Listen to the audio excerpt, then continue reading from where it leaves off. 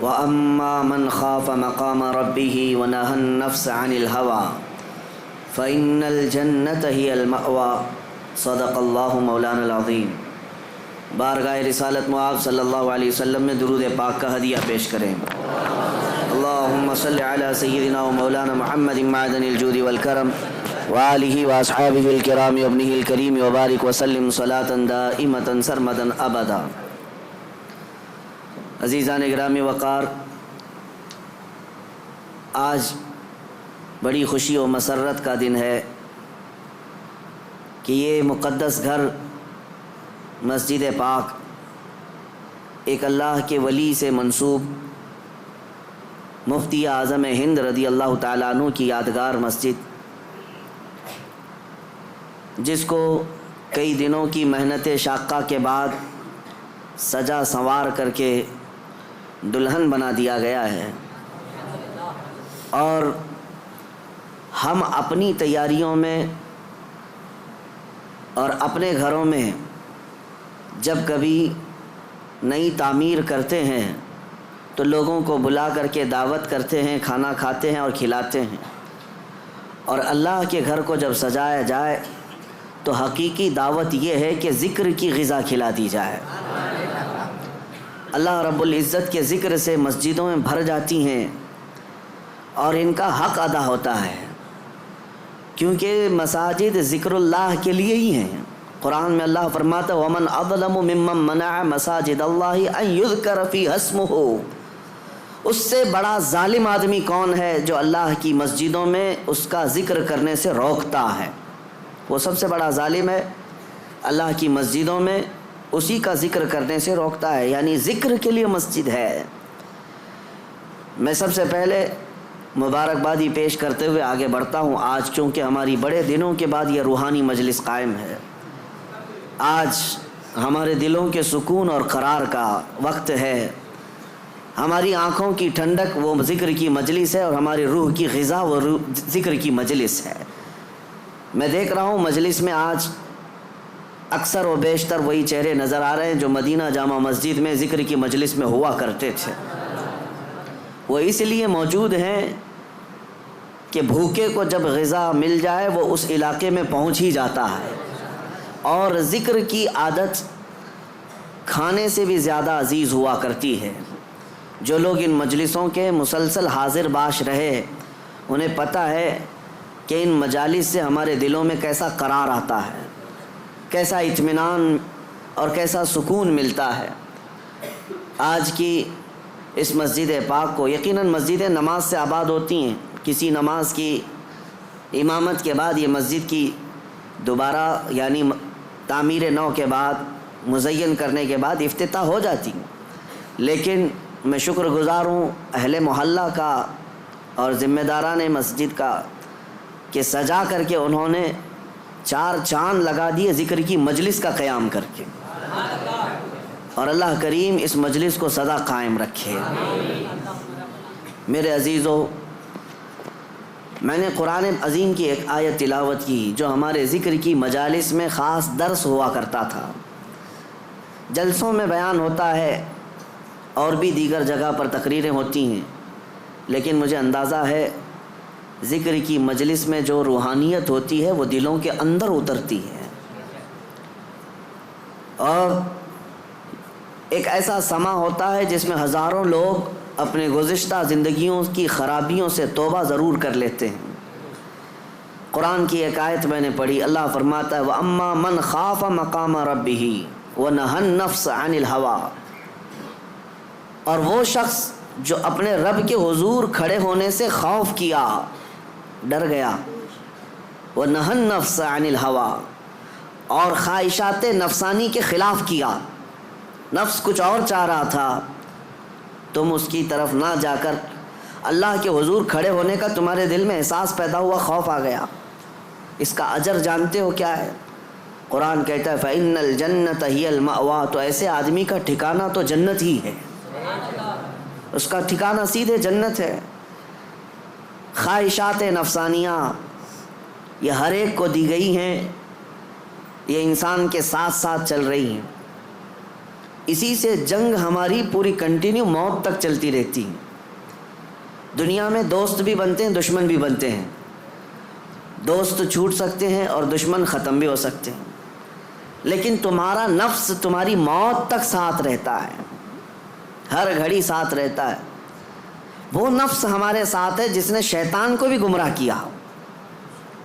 آپ سوچ سکتے ہیں, ہر برے کام میں ہم یہ کہتے ہیں کہ شیطان نے بہکا دیا, شیطان نے بہکا دیا.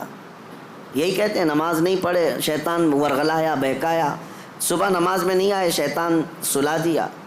مجھے یہ بتاؤ, آدم علیہ السلام کو سجدہ کرنے سے جو شیطان نے انکار کیا, اس کو کس نے منع کیا؟ ساری دنیا کو شیطان بہکاتا ہے, تو شیطان کو کون بہکایا؟ تو محدثین فرماتے ہیں یہ نفس امارہ ہے جو ہر ایک کے ساتھ ہے, یہ شیطان کو بھی ہرا سکتا ہے, وہ شیطان کو بھی شکست دیتا ہے. وہ سب کے ساتھ ہے, وہ سب کے ساتھ ہے. اس نفس کو, اس خواہشات کو اگر کوئی چیز دنیا میں کنٹرول کر سکتی ہے تو وہ صرف ذکر اللہ ہے. اللہ کا ذکر اسے قابو میں رکھ سکتا ہے. باقی اس قدر خطرناک ہے خواہشات نفسانیہ کہ بعض لوگ یہ سمجھتے ہیں کہ جوانی ختم ہونے کے بعد بڑھاپے میں کوئی خواہش نہیں ہوتی, بلکہ بہت سارے بوڑھوں کو زنا کرتے ہوئے دیکھا گیا. اور میرے آقا صلی اللہ علیہ وسلم فرماتے ہیں روئے زمین کے سب سے بدترین لوگ ہوں گے وہ جن کی طرف قیامت کے دن اللہ نظر بھی نہیں فرمائے گا. کچھ لوگوں کے بارے میں حدیث میں ہے قیامت کے دن رب تعالیٰ ان کی طرف نظر بھی نہیں فرمائے گا. یہ کون لوگ ہیں جو بڑھاپے میں بھی جا کر گناہ نہ چھوڑ سکے؟ اور وہ کون سے بوڑھے ہیں جو بڑھاپے میں بھی نہیں چھوٹ سکے ان سے گناہ؟ یہ وہی لوگ ہیں جو خواہشات نفسانی کے غلام تھے. مولا علی کرم اللہ وجہہ الکریم فرماتے ہیں اللہ نے ہر ایک کے ساتھ نفس بھی دیا, عقل بھی دیا. نفس کیا ہے؟ تمہارے خواہشات, اور عقل تمہیں فیصلہ کر کے بتاتی ہے. لیکن حضرت علی کرم اللہ وجہہ الکریم فرماتے ہیں جس کا نفس عقل پر غالب آ گیا اس آدمی سے زندگی میں کبھی خیر نہیں ہوگی, وہ کوئی صحیح فیصلہ نہیں لے سکے گا.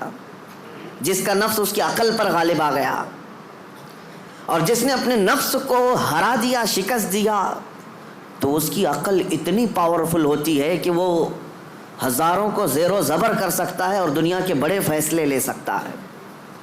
جس نے اپنے نفس کو کنٹرول میں رکھا, اپنے خواہشات کو اپنے تابع رکھا, خود اس کا غلام نہیں بنا. میرے عزیزو, قرآن کی ایک آیت میں آپ کو بتاتا ہوں, کتنا بڑا لفظ اللہ تعالیٰ نے قرآن میں فرمایا. توجہ, کتنا بڑا لفظ ہے یہ. ارأیت من اتخذ الہہ ہوا, اے محبوب کیا آپ نے نہیں دیکھا کچھ لوگ ایسے ہیں جنہوں نے اپنی خواہشات کو اپنا خدا بنا لیا. معبود, الہ کا مطلب ہے معبود, جس کی عبادت کی جائے اس کو کیا کہتے ہیں؟ معبود. اور قرآن کہتا ہے کچھ لوگ ایسے ہیں جنہوں نے اپنے نفس کو, اپنی خواہشات کو اپنا معبود بنا لیا. یہ قرآن کی آیت ہے, 2 جگہ آئی ہے. اب اتنا بڑا لفظ نفس کے لیے اللہ فرما رہا ہے کہ کئی لوگوں نے اس کو بت بنا لیا, اپنا معبود بنا لیا. کیوں؟ اس لیے کہ یہ وہی کرتے ہیں جو ان کا نفس چاہتا ہے. تو گویا کہ اس کی عبادت کر رہے ہیں, خواہشات کی پیروی کر رہے ہیں. نفس صبح اٹھا, گناہ کی طرف کھینچا, آپ چل پڑے, گویا کہ اس کی عبادت میں لگے ہوئے ہیں. کبھی تو اسے شکست دو, کبھی تو اسے ہراؤ. رات کے وقت گناہوں کے اڈوں پر جانے کی جیسی خواہش ہوتی ہے, کیا اپنے آپ کو مارتے ہو؟ میں تمہیں بتاؤں, خواہشات تو بہت دور کی بات ہے, گناہوں کی خواہشات بہت دور کی بات ہے. سیدنا ابو بکر شبلی رحمۃ اللہ تعالیٰ علیہ سلسلہ قادریہ کے بڑے مشہور بزرگ ہیں, جن کے نام سے ہم شجرے میں پڑھتے ہیں بہر شبلی شیر حق دنیا کے کتوں سے بچا. وہ حضرت ابو بکر شبلی جب رات کے وقت عبادت کے لیے آتے تھے تو اپنی آنکھوں میں نمک کا سرما لگاتے تھے. کیوں؟ صرف اس لیے کہ نیند اگر آئی تو گویا کہ میں اپنی خواہش کا غلام ہو گیا, اپنے رب کا نہیں. عبادت اس کی ہو رہی ہے اور میں خواہش کے پیچھے چل رہا ہوں. حالانکہ نیند جو ہے یہ فطری چیز ہے, کسی کو کہیں پہ بھی آ جاتی ہے.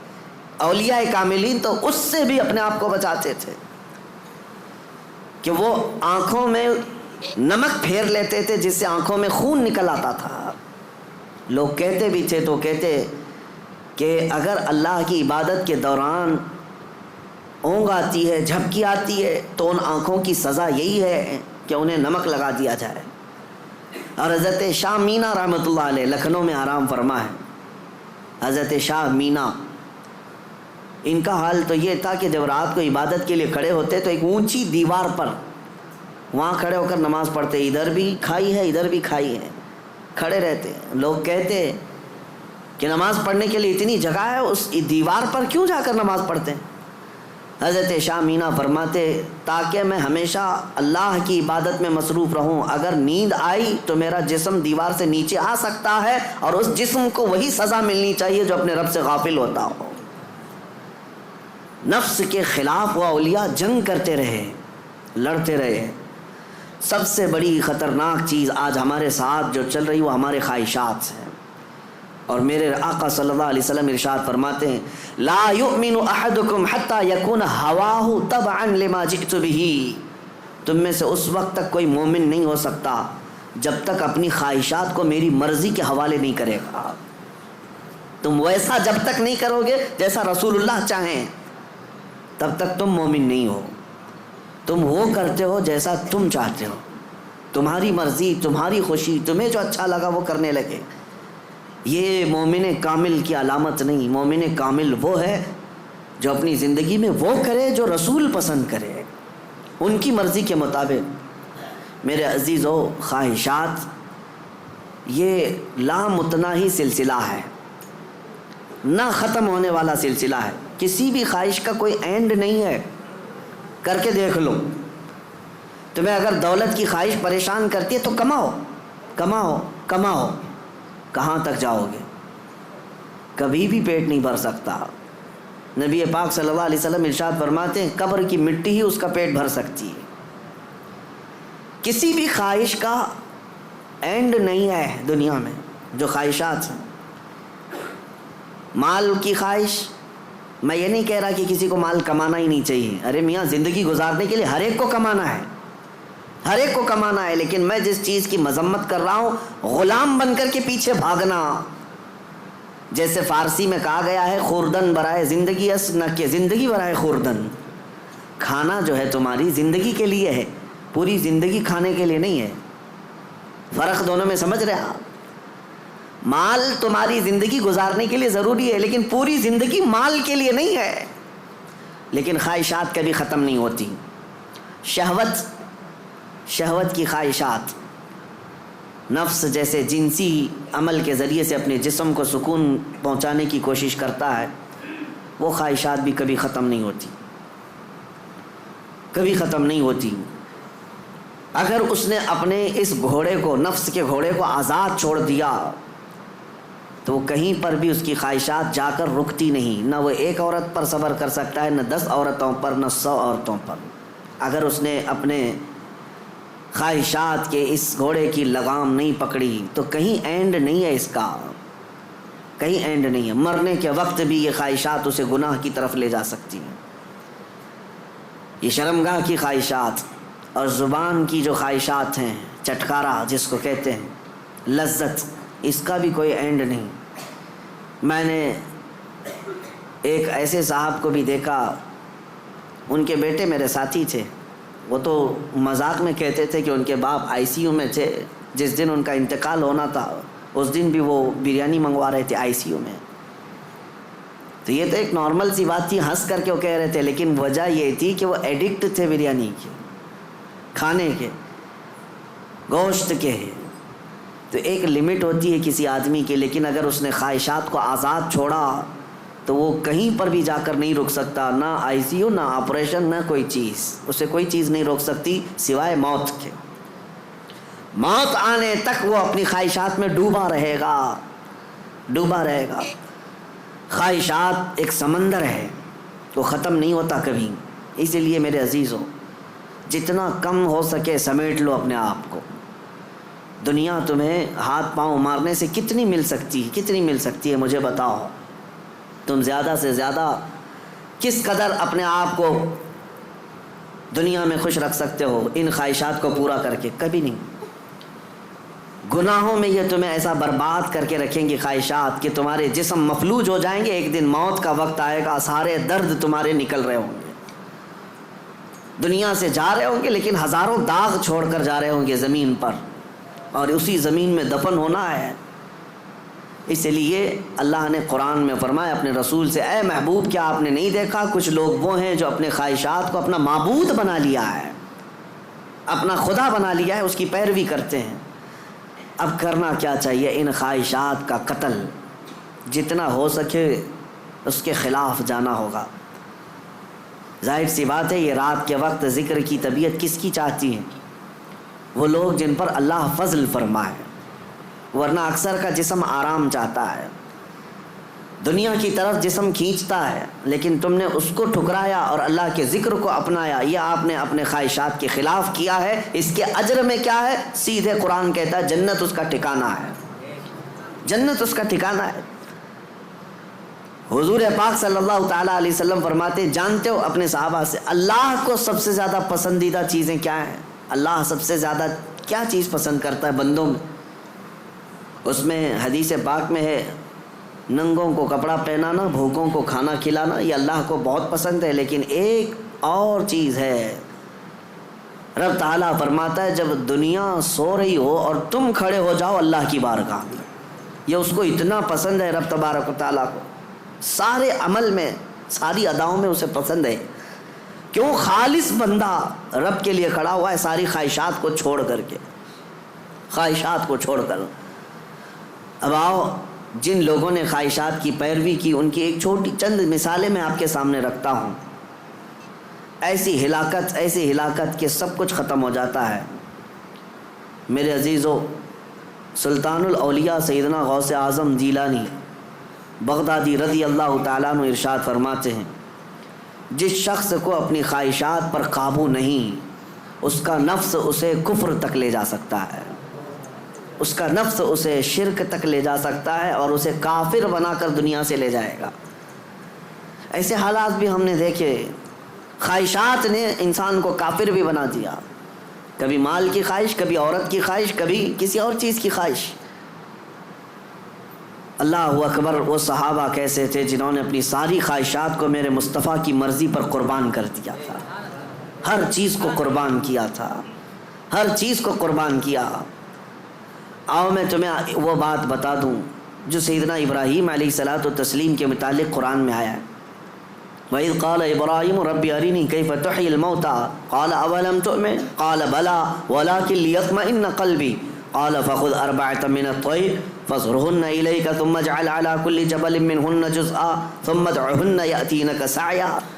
قرآن کہتا ہے ابراہیم علیہ السلام نے ایک بار اللہ کی بارگاہ میں ذکر کیا کہ مولا تو مرے ہوئے لوگوں کو دوبارہ کیسے زندہ کرتا ہے؟ اللہ نے پوچھا کیا ابراہیم تمہیں اس بات پر یقین نہیں ہے؟ عرض کیا مولا یقین ہے لیکن آنکھوں سے دیکھنا چاہتا ہوں, تو مردے زندہ کیسے کرتا ہے؟ رب تعالیٰ نے فرمایا 4 پرندے لے لو, ان کو ذبح کرو, ان کا گوشت پورا قیمہ بنا کر مکس کر لو, اور 4 پہاڑوں پر تھوڑا تھوڑا سب کا گوشت رکھ کر کے آؤ, اور پھر ان پرندوں کے نام لے کر پکارو, وہ اڑتے ہوئے آئیں گے. حضرت ابراہیم علیہ السلام نے 4 پرندے لیے, ایک کوا, ایک مرغا, ایک کبوتر اور ایک مور. ان 4 پرندوں کا ذکر ہے, کوا, کبوتر, مرغا, مور. یہ 4 پرندے ذبح کیے, سب کا گوشت مکس کیا اور 4 پہاڑوں پر رکھ کر آئے اپنی جگہ پر. ان کی سب کی منڈیاں ان کے پاس تھیں, سر ان کے پاس تھے. پکارا ان پرندوں کا نام لے کر, ہوا میں وہ قیمہ اڑتا گیا, اپنے اپنے جسم سے ملتا گیا اور آ کر اپنے اپنے سر سے جڑ کر پورا پرندہ بنا. قرآن پاک میں یہ ہے واقعہ. سبع سنابل شریف میں میر عبد الواحد بلگرامی رحمۃ اللہ علیہ اس واقعے کو لکھ کر کے اب ارشاد فرماتے ہیں کیا کبھی تم نے یہ سوچا کہ ابراہیم علیہ السلام نے وہ 4 پرندے کیوں لیے؟ کون سے؟ کوا, کبوتر, مرغا, مور. یہی 4 پرندے کیوں لیے, انہی کو ذبح کیوں کیا؟ اور رب تعالیٰ کی قدرت کا مشاہدہ کرنا تھا. مری ہوئی چیز کو زندہ دیکھنا, آنکھوں سے مشاہدہ کرنا, یہ معمولی چیز تو نہیں ہے. اللہ کی قدرت کو دیکھنا ہے اپنی آنکھوں سے. یہ دیکھنے کے لیے کیا کیا ابراہیم علیہ السلام نے؟ 4 چیزوں کو ذبح کیا, اور وہ 4 خاص پرندے ہیں. تو حضرت عبد الواحد بلگرامی فرماتے ہیں 4 پرندوں کی 4 خصوصیت ہے. چاروں پرندوں کی چار خصوصیت. کوا اس کی خصوصیت لالچ ہے. کوا لالچی بہت ہے, اس کا پیٹ کبھی بھرتا نہیں, کبھی پیٹ نہیں بھرتا, اس کے اندر لالچ زیادہ ہے. اور مرغے کے اندر شہوت زیادہ ہے, مادہ کے لیے, اپنی عورتوں کے لیے شہوت بہت زیادہ ہے مرغے کے اندر. اور تیسرا کبوتر کے اندر دوستی کرنے کی عادت بہت ہے. سارے پرندوں میں جلدی دوستی یہی کرتا ہے, جلدی مانوس ہوتا ہے, فرینڈ بنانا یہ کبوتر کی عادت ہے. چوتھا مور کو اپنی خوبصورتی دکھانے کی خواہش بہت زیادہ ہے, نمائش دکھاوے کی عادت اس کو بہت زیادہ ہے. جب چار لوگ کھڑے ہوں گے اپنے پر کھول کر کے ناچتا رہے گا, اس کی خوبصورتی دیکھو. اب حضرت میر عبد الواحد فرماتے ہیں چاروں پرندوں کی خصوصیتیں پتہ ہے, کوے کی لالچ, مرغے کی شہوت, کبوتر کی دوستی اور مور کی نمائش. فرماتے ہیں حقیقت میں ابراہیم علیہ السلام نے جانوروں کو ذبح نہیں کیا, ان کے اندر موجود بری عادتوں کو ذبح کیا. ابراہیم علیہ السلام نے کوے کو نہیں لالچ کو ذبح کیا, مرغے کو نہیں شہوت کو ذبح کیا, کبوتر کو نہیں بلکہ ایرے غیرے کی دوستی کو ذبح کیا, مور کو نہیں دکھاوے کو ذبح کیا. اور جب بندہ یہ چار بری عادتوں کو ذبح کرتا ہے مولا اس کو اپنی قدرت کے مشاہدے کراتا ہے. رب تبارک و تعالیٰ کی قدرت کے وہ مناظر دیکھ سکتا ہے. مردوں کو زندہ کیسے کیا جاتا ہے یہ دکھایا جائے گا. اس آیت میں ایک بہت بڑی عبرت کی بات ہے کہ اللہ کے نبی کو یہ حکم دیا گیا. اس طرح میرے عزیزو اگر ہمارے اندر موجود یہ خواہشات, یہ سب کا تعلق خواہشات سے, لالچ, شہوت, دوستی اور ریاکاری, سب کا تعلق نفس سے ہے. یہ سب کا تعلق نفس سے ہے.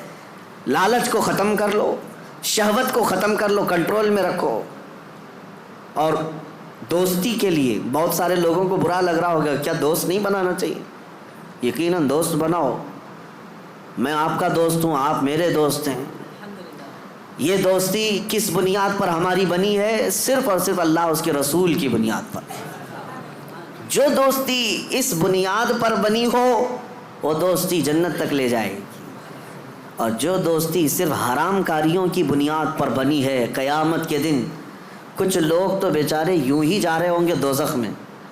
وہ کچھ کیے نہیں تھے, وہ یوں ہی جا رہے تھے. کیوں؟ قرآن کہتا ہے وہ چلا رہے ہوں گے یا ویلتا لیتنی لم اتخذ فلانا خلیلا, اے کاش میں فلاں کو دوست نہیں بنایا ہوتا تو اچھا ہوتا, اس نے گناہ کیا, پکڑ میری بھی ہو رہی ہے, پولیس چھاپا مارتی ہے, اور جو گناہوں میں ملوث ہے یا غیر قانونی کاموں میں ملوث ہے اس کو تو دھر دبوچتی تو ہے ہی ہے, لیکن پھر کنیکشن دیکھتی ہے کس کے ساتھ, یہ کس کے کانٹیکٹ میں تھا, پھر ٹریک کیا جاتا ہے, کہاں ٹریک کر کے اٹھاتے رہتے ہیں.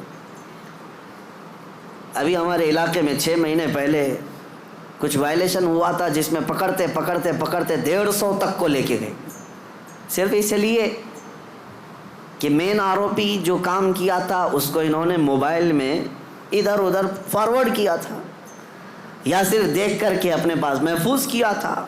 گناہ میں برابر کے شریک دنیا میں سمجھے جا رہے ہیں. تو دوستی میرے عزیزو یہ خواہشات پر اگر ہے تو یہ جہنم میں لے جانے والی ہے. اور ریاکاری یہ بھی بہت خطرناک چیز ہے. جس نے ریا کیا, دکھاوے کے لیے کوئی بھی کام کیا, قیامت کے دن سب اس کے منہ پر مار دیا جائے گا. اب آؤ خلاصہ میں آپ کو بتاؤں, خواہشات کو اگر کنٹرول پر نہ رکھا گیا تو سنو 2 روایتیں میں آپ کو بتاتا ہوں. اگر انسان اپنے خواہشات کو کنٹرول میں نہ کیا تو وہ جانور سے زیادہ ذلیل ہوتا ہے. یہاں تک کہ بزرگوں نے لکھا ہے کہ وہ اپنی ماں سے زنا کر سکتا ہے اور بیٹی سے بھی زنا کر سکتا ہے اگر اس نے خواہشات کو اپنے قابو میں نہیں رکھا. وہ سب کچھ کر سکتا ہے, اور ہوا ہے دنیا میں اور ہو بھی رہا ہے. یہ ہمارے لیے حیرت کی بات ہے, تعجب کی بات ہے, اس لیے کہ ڈر لگتا ہے, لیکن بے شمار ایسے معاملات موجود ہیں.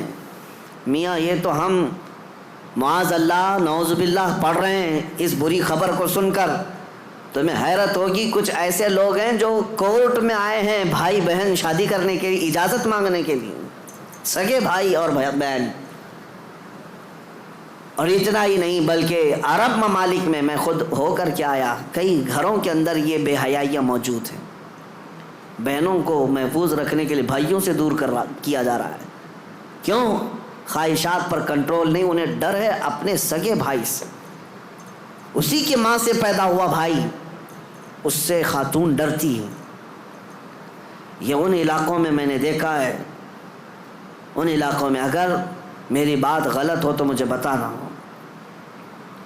عرب ممالک کی بات میں کر رہا ہوں. کئی گھروں میں خواتین اپنے سگے بھائیوں سے ڈر کر کے رہتی ہیں کہ وہ اکیلا پائیں تو ہماری عزت کے ساتھ کچھ بھی کر سکتا ہے. اللہ کی پناہ. یہ کب ہوتا ہے؟ جب خواہشات کے گھوڑے کو آزاد کر دیا جائے. یہ کبھی قابو میں نہیں آئے گا، یہ کبھی قابو میں نہیں آئے گا. اس کو قابو میں کرنے کے لیے دنیا کی طاقتیں، کوئی انجیکشن اور ٹیبلٹ نہیں، اس کو صرف اور صرف اللہ کا ذکر کنٹرول میں لا سکتا ہے، قابو میں لا سکتا ہے. جب تم اللہ کے ذکر میں شامل ہو جاؤ یا خود سے کرو، نفس اپنے خواہشات سے باہر نکلتا ہے اور تمہارے دل کے اندر ایک قرار اور سکون آتا ہے. تم توبہ بار بار کرتے رہو گے اور اس سب سے نکلنے کی بار بار خواہش کرتے رہو گے. اور اس کو چھوڑ دو، دیکھو کتنے خواہشات جنم لیتے ہیں، کتنے خواہشات جنم لیتے ہیں. السلام علیکم ورحمۃ اللہ وبرکاتہ. میرے پیارے عزیز دوستو، محترم بھائیو، امید کرتا ہوں کہ مفتی سلمان اظہری صاحب کا یہ مختصر سا بیان آپ کو بہت زیادہ پسند آیا ہوگا. مفتی سلمان اظہری صاحب نے جو ہم کو دین کی باتیں سکھائیں، اچھا علم سکھایا، دین کے تعلق سے، مذہب اسلام کے تعلق سے ہمیں دین کی باتیں بتائیں، دین کا سیدھا راہ بتائی، کس طرح ہمیں ان باتوں پر عمل کرنا چاہیے، ہمیں اللہ تبارک و تعالیٰ کی کس طرح عبادت و ریاضت کرنی چاہیے، کس طرح اللہ پاک کی ہمیں اپنی رحمت سے، اللہ پاک کی رحمت سے ہمیں توبہ و استغفار کرنی چاہیے. پیارے دوستو، ماہ رمضان المبارک چل رہا ہے. اس ماہ میں زیادہ سے زیادہ اللہ پاک کی بارگاہ میں توبہ و استغفار کریں، اپنے گناہوں کی معافی مانگیں، زیادہ سے زیادہ عبادت کریں، اور تمام امت مسلمہ کے لیے، تمام امت کے لیے، اپنے والدین کے لیے، اپنے اساتذہ کے لیے دعائے مغفرت کریں. اللہ تبارک و تعالیٰ نے چاہا تو ماہ رمضان المبارک کے اس مہینے کی برکت سے، اس مبارک لمحات کی برکت سے اللہ تبارک و تعالیٰ ہم سب کے گناہوں کو معاف فرما دے گا. جب ہم توبہ و استغفار دل سے کریں گے، سچی توبہ کریں گے، تو اللہ تبارک و تعالیٰ ہماری توبہ کو اپنی بارگاہ میں ضرور قبول فرمائے گا انشاءاللہ تعالیٰ. پیارے دوستو، زیادہ سے زیادہ اللہ پاک کی بارگاہ میں دعائیں کریں، زیادہ سے زیادہ اللہ پاک سے توبہ و استغفار کریں. تمام امت کے لیے کریں، اپنے لیے کریں، اپنے گھر والوں کے لیے کریں. انشاءاللہ تعالی جب ہم توبہ و استغفار کریں گے، زیادہ سے زیادہ اللہ پاک کی عبادت کریں گے، تو ہمارا یہاں بھی بیڑا پار ہو جائے گا اور کل قیامت کے دن بھی ہمارا بیڑا پار ہو جائے گا. اللہ پاک اپنی رحمت سے ہمارے والدین کی، ہمارے اساتذہ کرام کی، ہمارے گھر والوں کی اور تمام امت کی اپنے پیارے حبیب علیہ الصلاۃ والسلام کے صدقے میں ماہ رمضان المبارک کی برکت سے بغیر حساب و کتاب کے مغفرت فرمائے. آمین اللہم آمین. پیارے دوستوں، مفتی سلمان اظہری صاحب کا اگر یہ مختصر سا بیان آپ کو پسند آیا ہو تو چینل کو سبسکرائب کر دیجئے، ویڈیو کو لائک کر دیجئے اور زیادہ سے زیادہ اس ویڈیو کو شیئر کر دیجئے تاکہ دوسرے مسلمان بھی اس ویڈیو سے کچھ نہ کچھ علم حاصل کر سکیں، کچھ نہ کچھ دین کی باتیں سیکھ سکیں. انشاءاللہ تعالی میں اپنے اس چینل پر مفتی سلمان اظہری صاحب کے نئے بیانات کو اپلوڈ کرتا رہوں گا. آپ لوگ سپورٹ کرتے رہیں. میں چینل پر نئی ویڈیوز اپلوڈ کرتا رہوں گا، دین کی باتیں سکھاتا رہوں گا. اللہ پاک اپنی رحمت سے ہم سب کو کہنے اور سننے سے زیادہ عمل کرنے کی توفیق عطا فرمائے. آمین اللہم آمین. پیارے دوستو، چینل کو لازمی سبسکرائب کر دیں، ویڈیو کو بھی لائک کر دیں. ملتے ہیں اگلی ویڈیو میں، تب تک کے لیے السلام علیکم ورحمۃ اللہ وبرکاتہ.